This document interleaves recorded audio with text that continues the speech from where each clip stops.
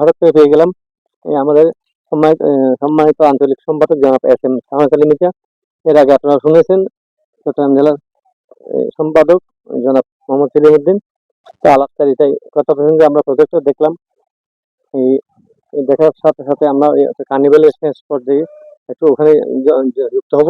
এখন আমি আমার আঞ্চলিক সম্পাদক মহোদয়কে আমার স্কিল কোর্সে স্বাগত জানাচ্ছি। এখন আমি এই পরিদর্শন করে সবকিছু মিলিয়ে ওনার একটা অনুভূতি ধন্যবাদ আমাদের কোর্স পরিচালক জনাব পার্থপ্রতিম দাস।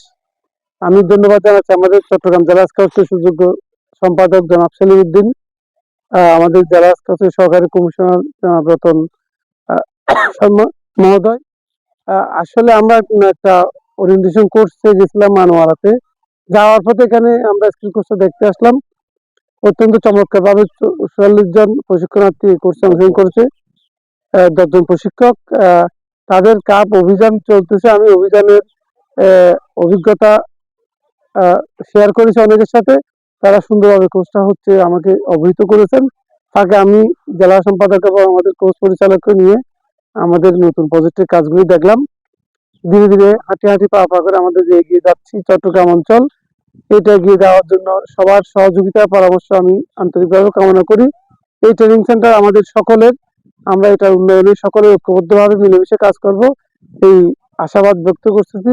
আমাকে কিছু বলার সুযোগ দেওয়ার জন্য আমি ধন্যবাদ জানাচ্ছি। আসসালামু আলাইকুম। আচ্ছা, একটা প্রশ্ন থাকে যে এখানে যে ডরমেটরি বর্তমান রয়েছে সেখানে বেশ কিছু কিন্তু অসুবিধা রয়েছে, বিশেষ করে পানির সমস্যা, পানিগুলো আয়রন যুক্ত, তারপর থাকার সমস্যা। এই বিষয়ে আপনাদের পদক্ষেপ কি? আমি কোচের মহোদয় যদি আমাদের একটা সারসংক্ষেপ দিই কি কি সমস্যা, আগামী নির্বাহী কমিটিতে আলোচনা করে আমরা সমাধানের চেষ্টা করবো ইনশাআল্লাহ।